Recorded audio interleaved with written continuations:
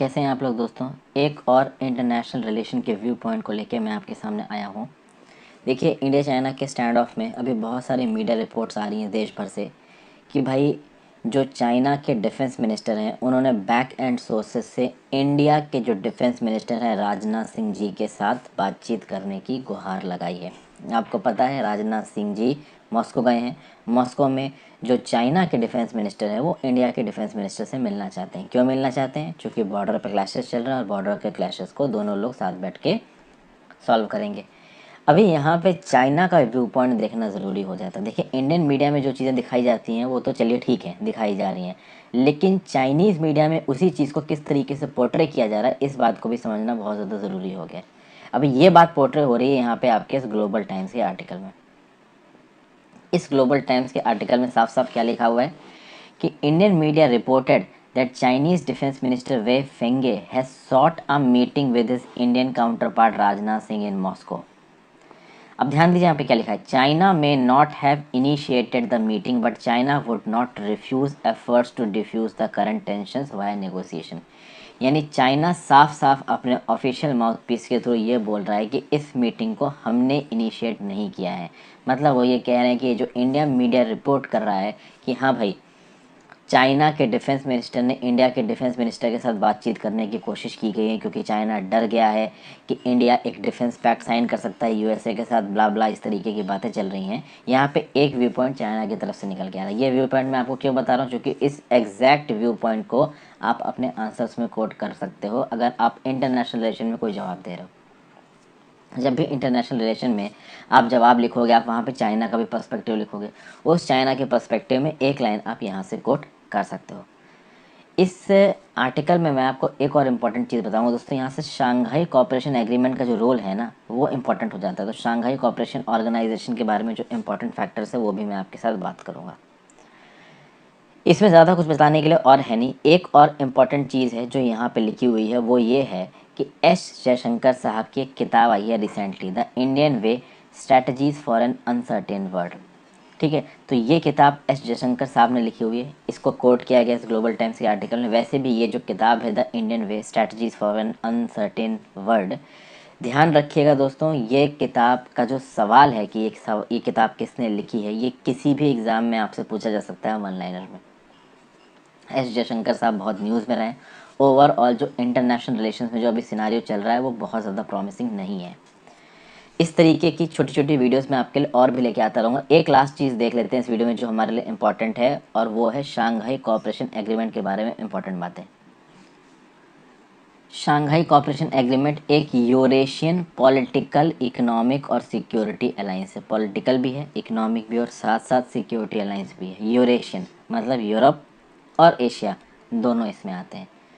अभी के लिए देखा जाए शुरुआत जब इसकी हुई थी तो इसको अनाउंस किया गया था 15 जून 2001 को। कहाँ पे अनाउंस किया गया था इसको? शांघाई में। किस किस लीडर्स ने अनाउंस किया था? कौन कौन सी कंट्री के लीडर्स ने? China, Kazakhstan, Kyrgyzstan, Russia, Tajikistan और उज़्बेकिस्तान। तो शांघाई कॉपरेशन एग्रीमेंट को शांघाई में शुरू किया गया 15 जून 2001 को। 6 कंट्रीज थी शुरुआत में, China, Kazakhstan, Kyrgyzstan, Russia, Tajikistan, Uzbekistan. मैं यहाँ पे आपको रिवीजन करा रहा हूँ। एससीओ का बहुत इंपॉर्टेंट इंटरनेशनल ऑर्गेनाइजेशन है, याद रखिएगा।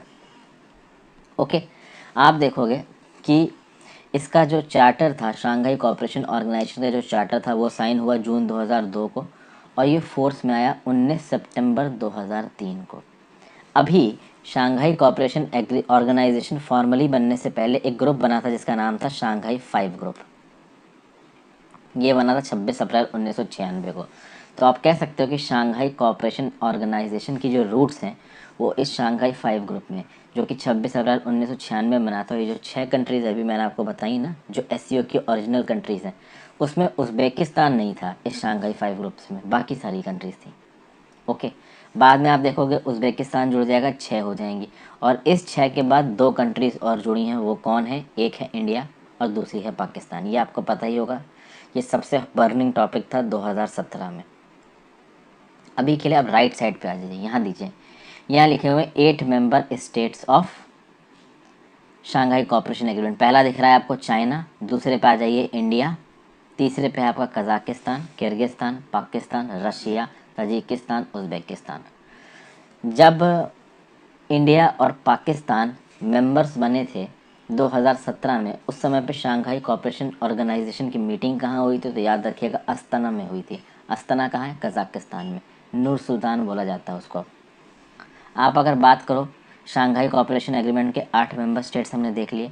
ऑब्जर्वर स्टेट्स कितने हैं? तो 4 ऑब्जर्वर स्टेट्स हैं, अफगानिस्तान, फिर बेलारूस, ईरान और मंगोलिया। अभी के लिए ईरान के जो रिश्ते हैं वो चाइना के साथ बहुत अच्छे हो रहे हैं, तो हो सकता है कि आगे आने वाले समय में ईरान को फुल मेंबरशिप मिल जाए शंघाई कोऑपरेशन ऑर्गेनाइजेशन की।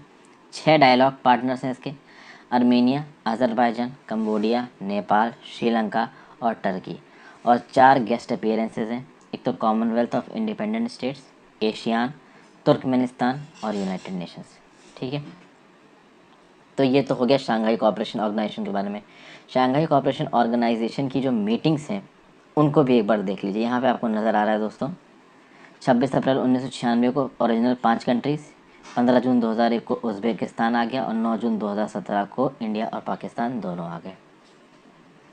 अब फर्स्ट ऑफ ऑल अगर देखा जाए, जो इनके मीटिंग होती है शंघाई कोऑपरेशन ऑर्गेनाइजेशन की, जो समिट्स होती हैं वो कैसी होती हैं? एक साल में 2 समिट्स होती हैं। एक समिट होती है हेड ऑफ़ स्टेट्स की, एक समिट होती है हेड ऑफ़ गवर्नमेंट्स की। अभी हेड ऑफ़ स्टेट और हेड ऑफ़ गवर्नमेंट में क्या फ़र्क है ये मैं आपको कई बार समझा चुका हूँ। ये देखना बहुत ज़रूरी है कि अभी लेटेस्ट ईयर में ये समिट्स कहाँ पे हुई हैं। जुलाई 2020 में 21 से 23 जुलाई 2020 को सेंट पीटर्सबर्ग में ये समिट होनी थी रशिया में, summits with head of states. वो पोस्टपोन हो गई। इनफैक्ट ब्रिक्स समिट भी पोस्टपोन हो गई और एससीओ समिट भी पोस्टपोन हो गई। और अभी के लिए ये हो रही है रशिया में, जो पोस्टपोन होके हुई है वो हो रही है रशिया में, जहाँ पे डिफेंस मिनिस्टर के मिलने की बात हो रही है। किसकी? राजनाथ सिंह जी की, रशिया के डिफेंस मिनिस्टर के साथ। अभी 2019 वाली अगर समिट्स देखी जाए दोस्तों, तो 2019 वाली जो समिट्स थी, हेड ऑफ़ स्टेट्स की समिट हुई थी किर्गिस्तान में बिश्केक में, और हेड ऑफ़ गवर्नमेंट्स की मीटिंग हुई थी 2019 में उज़्बेकिस्तान में ताशकंद में। 2018 वाली कहाँ हुई थी? चाइना में, किंगडाओ में। और ये तो थी हेड ऑफ़ स्टेट्स की, और हेड ऑफ़ गवर्नमेंट की कहाँ हुई थी? तजिकिस्तान दुशानबे में। ये मैं आपको इसलिए बता रहा हूँ क्योंकि रिसेंटली पिछले कुछ सालों में ट्रेंड देखा गया यूपीएससी में कि ये समिट्स कहाँ हुई हैं, ब्रिक्स की, ये पूछ दिया गया था। तो पूरे चांसेस है कि शंघाई कोऑपरेशन ऑर्गेनाइजेशन की समिट्स कहाँ हुई पिछले 1 या 2 सालों में, वो पूछ दिया जाए।